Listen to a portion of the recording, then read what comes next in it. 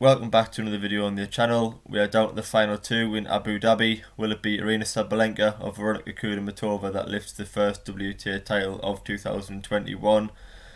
I don't think either semi-final completely lived up to expectations. Sakari didn't really turn up against Arina Sabalenka, who was utterly dominant from ball one to the very final ball. Whereas KUDERMETOVA and Kostyuk played out a decent match, but I think both struggled after the physical battles yesterday that they both had in the quarterfinals. So just looking at those semi-finals today, first off Sabalenka against Sakari. I did say in my preview video that Sakari was a typically slow starter and that would have to change if she was to stand any chance of winning today. We know she was 3-love down to Coco Gauff in double quick time in the last 16 match, which she was fortunate enough to turn around. Against Sofia Kenin yesterday in the quarterfinals, she lost the first set 6-1 in half an hour. And I think Sakari's got to learn to produce from the ball one and get that intensity and just time the ball and impose herself in the match from a very early stage. You know, you can get away with slow starts in the opening rounds against high-seeded opponents, but when you're up against a player like Arina Sabalenka, who thrives on starting matches well and when gets into rhythm is very dangerous. We know Sabalenka has won 13 matches consecutively coming into this match today, and Sakari was 3-love down in again a matter of minutes. And although Sabalenka did start the match very well, and I don't want to just criticise the performance of Sakari, I think you've got to praise the brilliance of Sabalenka. You know, she's been excellent so far this week, has been very consistent, constantly being aggressive, controlled aggression, brilliant mentally, serving fantastically well, and you know Sabalenka's all-round game has been fantastic. But yeah, Sakari just didn't time the ball at all. She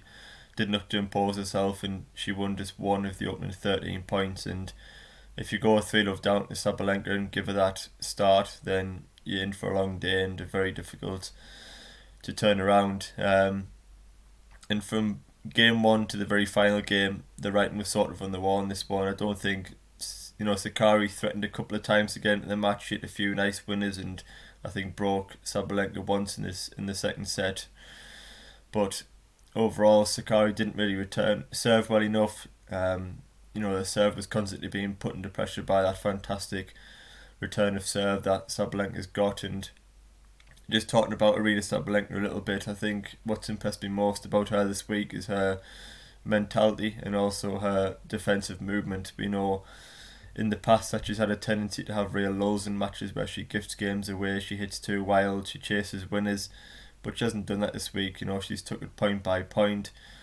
She's constructed points very well. She's been patient in rallies when she's had to be. On the second serve return, she's looked to be aggressive, hit it deep and wide. And every single shot in Sabalenka's armoury is just working perfectly well. You know, the first serve is flying down with aces, the forehand and backhand catching the lines. Even the drop shot looks very good, and you know Arina Sabalenka's got no negatives in the game whatsoever at the moment. She's just completely dominating everybody else she's up against. You know, she's yet to lose a set this week. And Maria Sakari, don't forget, was playing very well coming into this match. You know, it beat Coco Gauff in straight sets. Had come back from a set down to beat Sofia Kenin. In this match, in my opinion, was a 50-50. But that slow start, as I said, from Sakari just gave Sabalenka all the momentum and rhythm that she needed. And you know, Sabalenka had the freedom then of the court to just go and out hit her opponent. She could afford to make a couple of unforced errors, which didn't really come. And yeah, the Sabalenka didn't ever really drop form in this match. You know, she just went from strength to strength and just out hit, out battled, out fought, and out thought Sakari from ball one. And Sakari didn't really have any answers, but Sakari still had a good week. I still think she can make top 10 in 2021 as long as she keeps up with the level of tennis that we've seen this week and works out a way of starting the match a lot better than she has done. But for Sabalenka, it's just more the same. You know, 14 match consecutive wins now, a brilliant streak in women's tennis. We know how open women's tennis is, so to win 14 consecutive matches takes a lot of doing. Shows you how confident she is in the game and believed in herself, and all-round game, complete game, is everything's just firing on all cylinders. It's just about turning up, you know, maintaining a good mentality going into the match, being confident, going for your shots, and I'm sure everything will fly off the racket. And continued to hit the lines for Sabalenka. Moving on to KUDERMETOVA against Kostyuk. Both these players had long 3-set quarterfinals, and I think you could see that today. I don't think either of them played as well as what they have done so far this week. It was also both of their WTA semi-final debuts, so there's obviously nerves for both players. And today was just more of a battle, more of a scrap, rather than the pretty tennis that we've come to see from both these players. I think Kostyuk started well. She was looking to dictate points on the front foot, to get that consistent depth and rush KUDERMETOVA. The break to 3-1 seemed to kick KUDERMETOVA into gear. KUDERMETOVA was being over-aggressive and making unforced errors early, but she changed it up very well, I thought, in the opening set. She dropped behind the baseline to just allow her time to get into rallies, pull Kostyuk around the court, not necessarily hit clean winners, but just keep Kostyuk back behind the baseline. And it takes that risk element away, wasn't allowing Kostyuk inside the baseline to dictate. We know if Kostyuk gets into a rhythm, she's very good. You need to get her on the run, defend and keep it behind the baseline. I think KUDERMETOVA did that pretty well in the opening set and throughout the match. When leading 5-3 in the opening set, KUDERMETOVA did get tight and tentative, missed the first serve, missed that good length, which allowed, again, Kostyuk inside the baseline to attack the net. I thought she did that with real conviction and success at the back end of that opening set. Both players struggled in the tie-break. It was purely down to nerves, I feel. Both were tentative, making errors, not attacking second serves, and both just sort of went into the shell and didn't play their A games. I think it was KUDERMETOVA eventually took a 10-8. It was very topsy-turvy, and I always felt that first set was going to be very important in this match. Kostyuk's a player that gets very emotionally invested. She's a player that I think loves to win, and she knows how good she can be, and she gets frustrated when she does make errors. But she was guilty of trying to smash her way back into the match in the second set, which just forced errors. She looked very wild and ragged, and it gave KUDERMETOVA a very easy lead in that second set.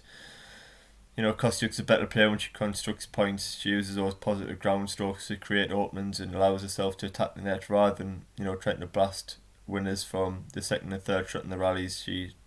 It's very difficult to make those shots, and KUDERMETOVA sensed that, just got the ball back in court, used different variations and asked Kostyuk to go big, and she fell into the trap a number of times in the opening parts of the second set. But Kostyuk's 18-year-old, she's very young, inexperienced, and she'll have learned a lot this week, and she's played some fantastic tennis. I think it's been a great learning experience and a great week for the career of Kostyuk. In the second set, I think KUDERMETOVA did start to time the ball very well, find the lines as she'd done yesterday against Svitolina, sensed a chance to win. But again, she got tight at the winning line, missed too much points. She played two very poor shots to give the break back at 5-3. And she did eventually take the match on the fifth match point. It cost you again, guilty of being wild at the back end of that second set, trying to hit winners, trying to get back into the match, and just going away from the game style. And yeah, it forced the enforced errors and saw KUDERMETOVA reach her first ever WTA final. So just talking about that final, you've got Sabalenka, who's on a 14-match winning streak, in the form of her life. The complete game is firing all cylinders. As I said at the start of the video, she's full of confidence, she looks focused, ready to win this title, and there's no negatives surrounding Sabalenka. A player that's on a 14-match winning streak, playing that aggressive, positive, brilliant tennis that she is, there's nothing you can say that can, there's no doubts there surrounding Sabalenka. She's 100% rock solid, and yeah, she's just had an excellent week, yet to lose a set. For KUDERMETOVA, she's had an excellent week as well to reach her first ever WTA final, beating the net countervite Alina Svitolina, Marta Kostyuk. She's played some brilliant aggressive tennis, mixed it up well, I think, with the drop shots and the variations. She's served well on the whole. Sabalenka's got to be a huge favourite for me going to this final. She has the experience in finals, she's spent less time on court this week, and she just has bigger weapons than KUDERMETOVA, a bigger weight of shot, and just a better all-round player in my opinion. Sabalenka in previous years has had real lows in matches, as I mentioned, but recently seems to have eradicated that. She's doing well to focus point by point. If she does have a couple of off points, she does well to reset, refocus, and just continue to play her style of tennis. But we've just seen relentless ball striking, particularly today. she just wins with ease against, top players. Sabalenka, I think the key to her game at the moment is the serve and return, and KUDERMETOVA didn't serve well at all today. I think she was below 50% first serves in that first set, and to have any chance of winning this match, KUDERMETOVA has to serve well. She didn't serve particularly well today, as I said, but I think overall in the tournament she has hit a lot of aces. But Sabalenka is always aggressive, particularly on the second serve return. She hits a lot of clean winners off the back of that, or allows it to come into the net and finish the points early. But Sabalenka, as I said in the video, has improved her defence and movement. If opponents attack return or attack the first shot in the rally, she gets good depth and remains neutral in rallies. Gets herself in rallies and waits for her opportunity to turn the tables and try and hit a winner of her own. I think KUDERMETOVA's only chance is just to go big, try to hit lines as she did against Svitolina consistently, keep Sabalenka on the run defending. But I think it's going to be very tough for KUDERMETOVA to do that consistently in her first ever final against a player on a 14-match winning streak that is serving, returning and hitting every ground stroke so well. So if I was to make a prediction, I think Sabalenka wins in straight sets very comfortably. But I hope it's a fantastic final. I've thoroughly enjoyed the week so far. I think we've seen a very good level of tennis when you consider it's the first tournament back and we've still got no crowd. But do leave your predictions for the final in the comments below. Thanks again for watching the video, and do subscribe, as I will be talking about the final and also covering the Australian Open, which starts on the 8th of February. So thanks for watching the video. Please like and subscribe, and I will see you on the next one.